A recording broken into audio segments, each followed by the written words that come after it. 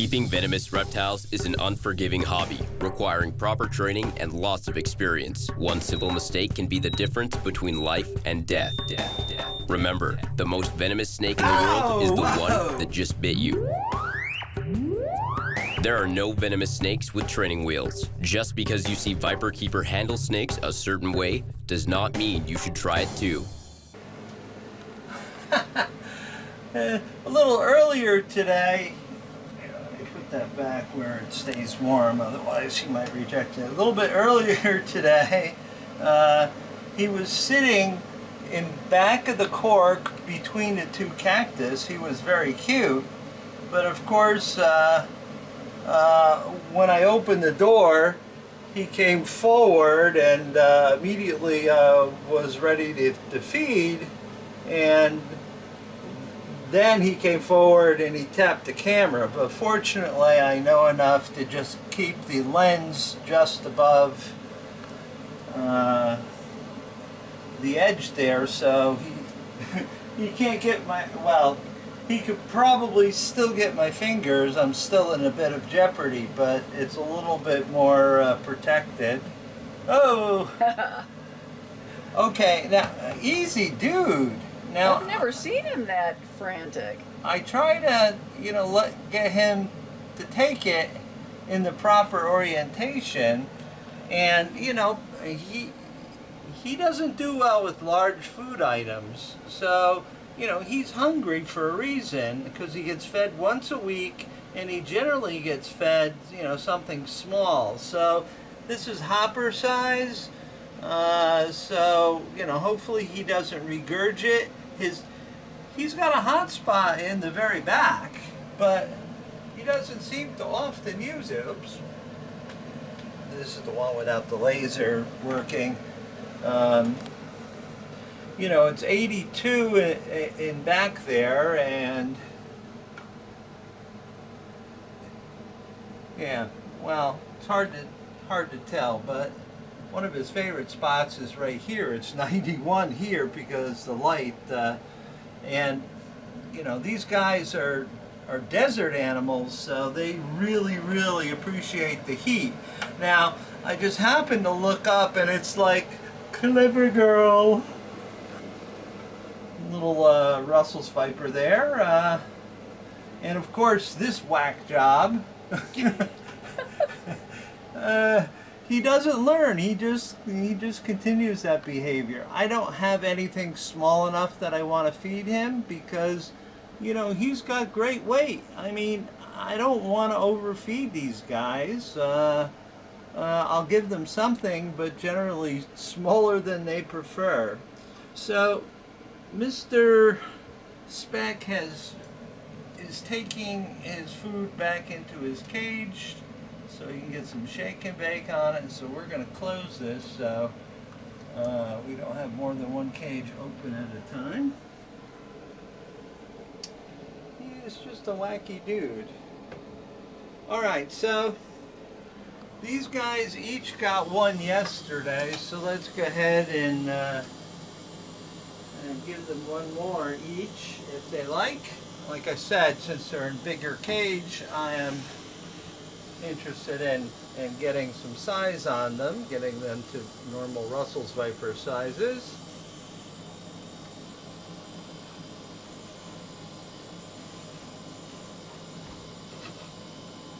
Notice the snakes don't like the pointy end of the rodent either.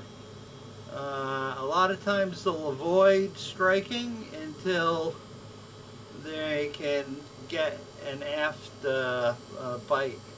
I'm sure in the wild, though, this would have been a bite and release because he wouldn't want to get bit in the face by a rodent either. Just like when I have to feed some live rodents, sometimes I get bit by the rodent. It is not something I appreciate either. This is another female Russell's Viper.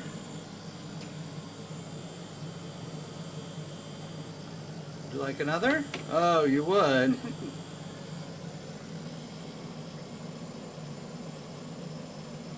They seem to be acclimating to their new digs quite nicely.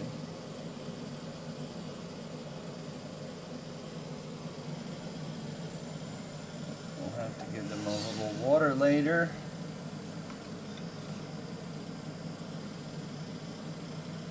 Okay, now this gal.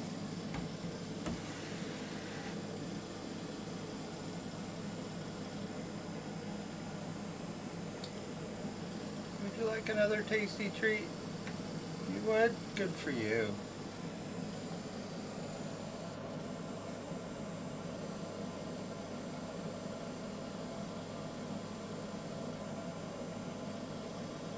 Are you gonna just freeze now until I go away? Probably, so.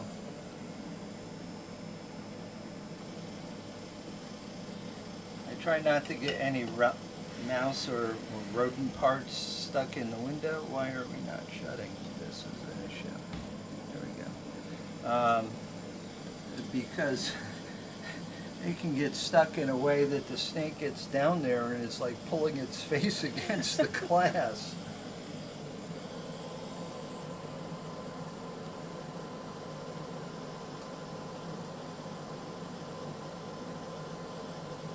Nice view of its fangs, or as you call them, the meat hooks.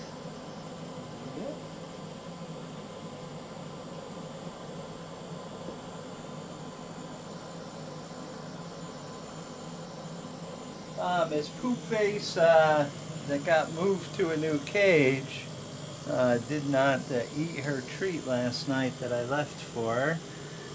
She's on hunger strike now because I did something terrible. It's called giving her a much nicer cage than a small tub.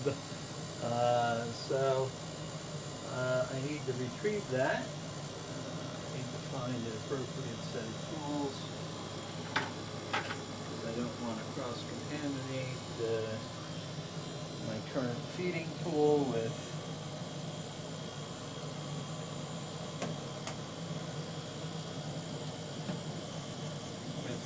a dead rodent that sat in the cage. So, Mr. Speck has got his lick, so to speak. Mm-hmm. All right, so now let's try Mr. He's very entertaining.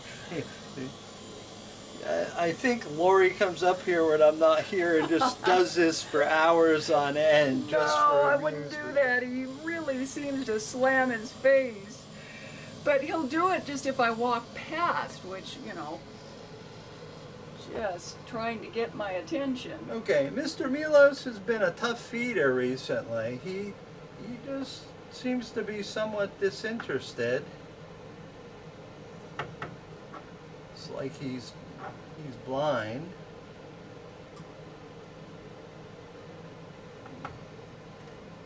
You know, he used to be just such a good feeder and has decided now all of a sudden not. He is male, and I don't know if this is breeding season or not in the Greek Isles where he's from, the island of Milos. He has eaten recently in the past couple of weeks. I think he prefers the larger prey items rather than the smaller ones. So I'm going to leave this. Well, I'll leave it right here. He's just going to use it as a pillow. Yeah, like he usually does. Alright, he seems totally lost. Alright, so let's see. Friendly neighborhood, Ekis, Leucogaster. I'm sorry to report that some of the eggs are not looking so good. Not sure what the deal is. You like that? That's probably the male back there.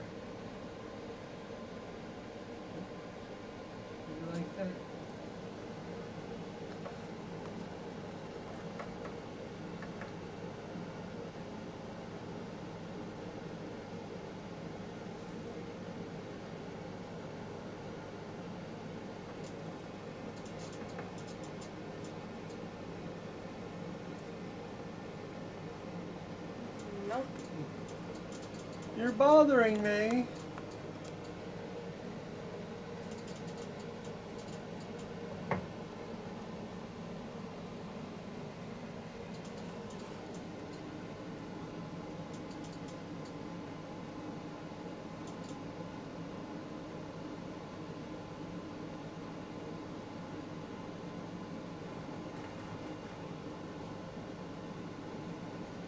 No. One last try, dude. This, are you? You can't decide. Either you're going to be pissy or you're going to eat, huh? This is the way he is sometimes. He's a very moody guy. All right. Do you want this or not? Huh?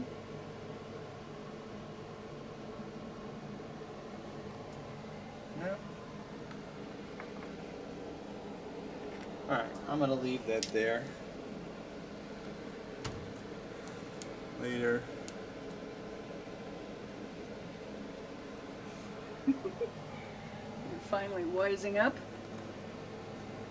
Yeah, sorry, there's no food for you right now.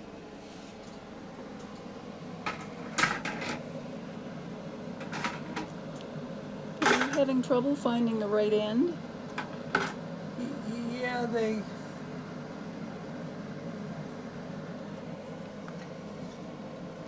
They've forgotten how to snake.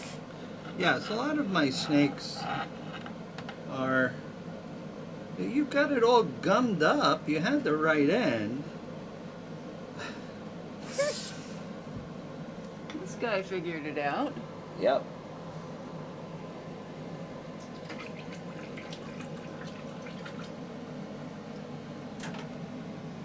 Yeah, you figured it out. Let's see. You're finally figuring it out. All right, so the Cape Coral Cobra babies that were born in October of last year, so they're over a year old now by, well, close to 2 months. I'm upgrading them to a bit larger tub right now. The male is already in place, so we joined our program already in progress. So we're going to pull the female out, who's looks like she's going into shed, and we'll see if she's willing to play snake hockey or not. She's always generally interested in food. Well, we're going to play this game, huh? So come on. No, I'm not trying to pick a fight. Coral cobra bites are variable. I just had a friend who got bit. There was no issue at all. I was bitten by one, and my fingers was swollen like E.T.'s finger in the movie. Just cytotoxic, local pain, discomfort for a couple of days. And then there was another guy that was bitten by the same species here in Pennsylvania, who spent 4 days in ICU with full neurotoxic symptomology. A paper was just recently published showing that South African polyvalent actually is efficacious, but with all antivenins, we only want to use them when we're really certain they're needed.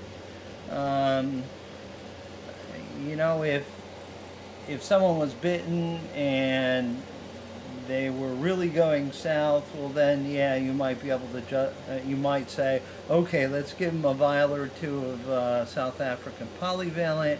But you know, with any administration of any drug comes risk, so you have to weigh that carefully, the risk benefit. These are postsynaptic neurotoxins. Your body would probably clear it fast, relatively fast. Like, you know, the guy was in ICU for 4 days. His body cleared the toxin on his own. You know, you might want to take that clinical option and not give it. You know, if a child was bitten, that's a whole different scenario. Smaller body, you know, bad bite. The dose makes the poison, as my toxicology friends say, and they're absolutely correct. So the smaller the organism getting bit, the larger the animal doing the biting, or the larger the dose of venom that goes in, the more serious the poisoning. So Lori can follow me across the way, and I will slide her in next to the male.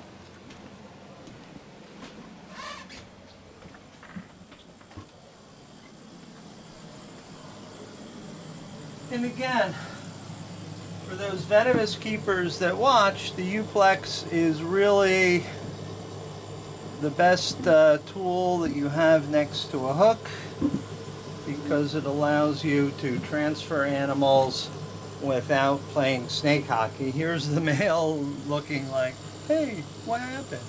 Where's the food? So they may or may not be butt hurt, but I'll offer them something to eat tomorrow after they get to rest overnight.